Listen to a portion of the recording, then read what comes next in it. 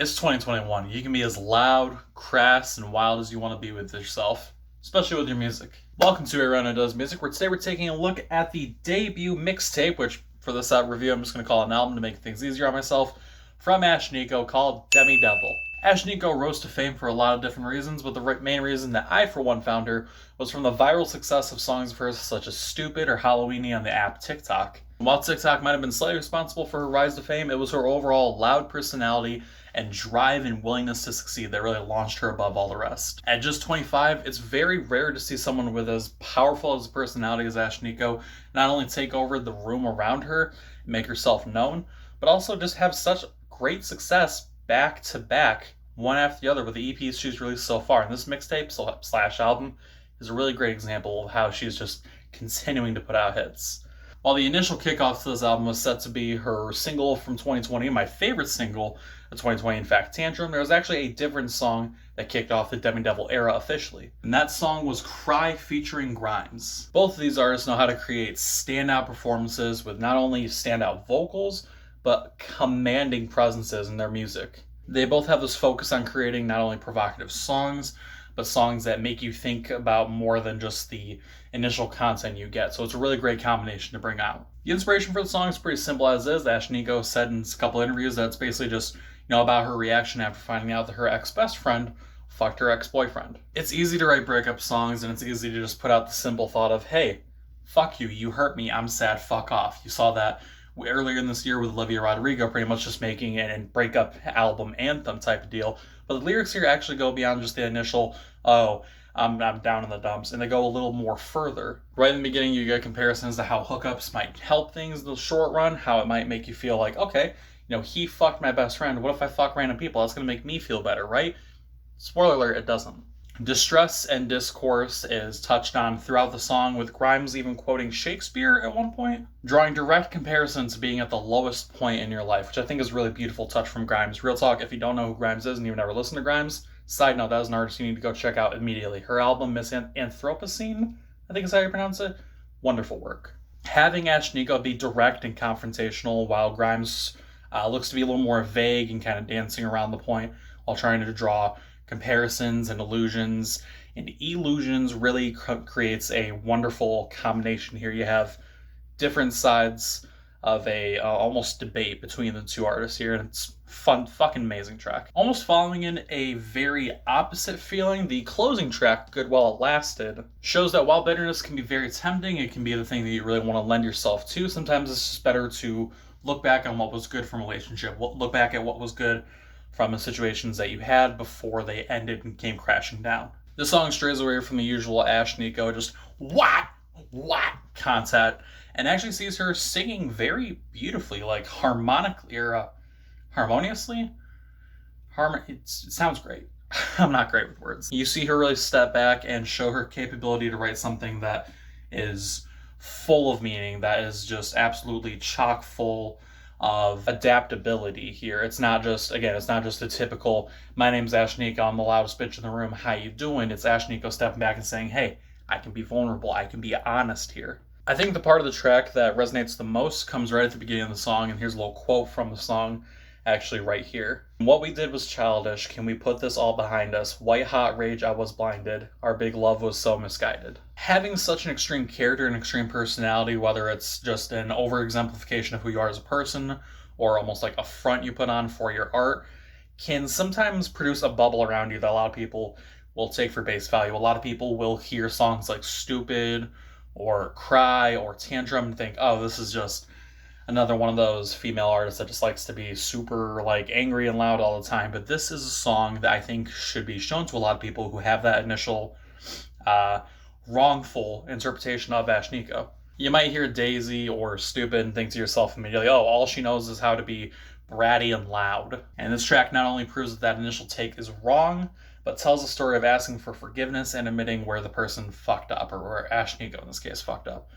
Beautiful track. I wrongfully quoted this as the closing track of this album. The actual closing track, the final song on Demidevil, is very much a switch from Good While It Lasted.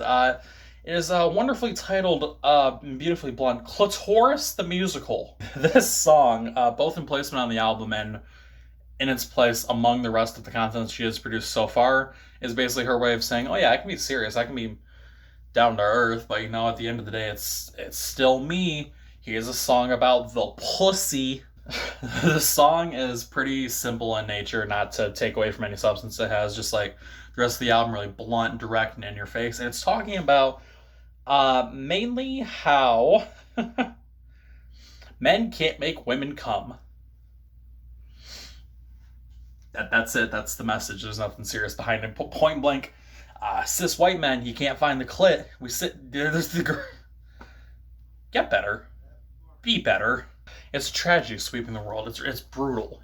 It's depressing. If the blatant and justified disrespect to the partner here in question is made all the better when you realize and consider the fact that earlier in the album, there's a song about getting down and having a great time with women. And I think, you know, it's not blatantly said by Ashnikko, but I'll blatantly say it here, women do it better. Women know what they're doing. The song that I'm talking about, of course, is the infectiously catchy, infectiously horny Slumber Party featuring Princess Nokia.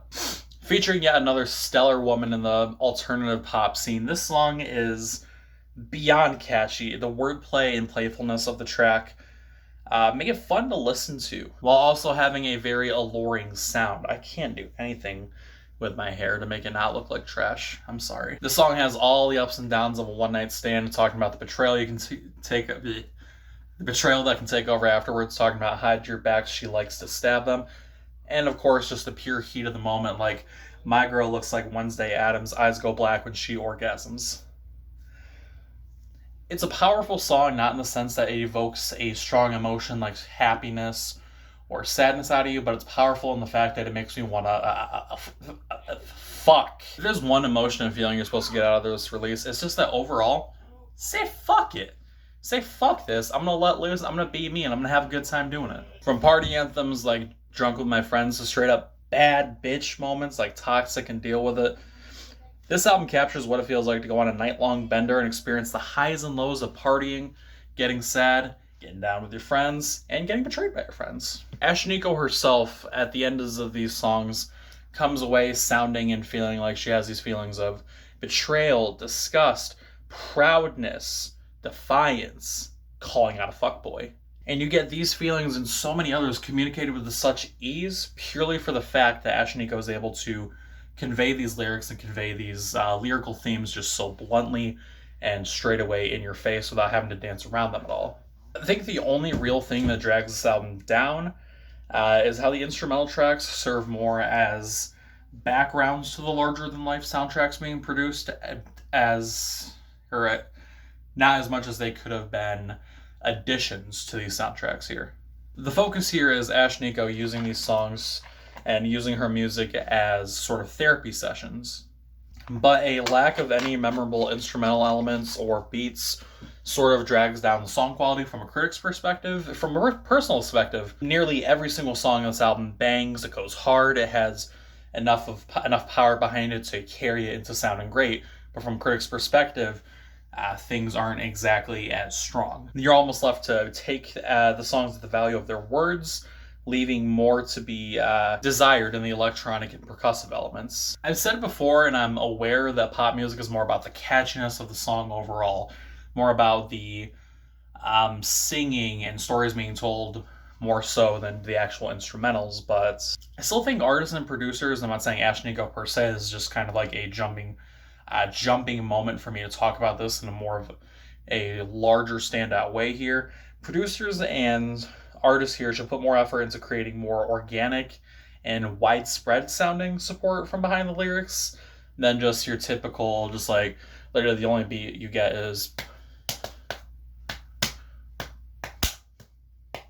that's all you get in the background. That combined with the smaller track lengths here, well, not track lengths per se, but the album length overall, leaves this as something that sounds like it sound better if you split it into two separate EPs almost. But hey, if you want an album to yell while you speed down the freeway going over 100 miles per hour, drunk off your tits and balls, this is the album. Albeit with a very quick runtime and some not so impressive instrumental elements, Demidevil is a soundtrack for 2021 and possibly late 2020 that really makes you look back and think, damn, I did some shit, but I had a good time doing it. And it's for these reasons that Demidevil by Ashnikko gets a 7.5 out of 10. So that's the video. If you enjoyed, be sure to leave a like or a comment. Subscribing would really help out the channel if you want to see more Ashnikko content get reviewed, or you want to see something similar to Ashnikko get reviewed, or anything really.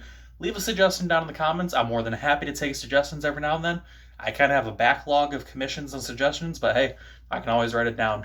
Regardless, thank you so much for watching the video. The background music can be found down in the description where you can listen to it, stream it, and download it. You can stream Demidevil down in the description, as well as I think I have her tour dates down there as well. Overall, all the info you need is in the description. Stay hydrated, and I will see you guys next time. I've drank like 12 of these in the past 3 days. What's wrong with me?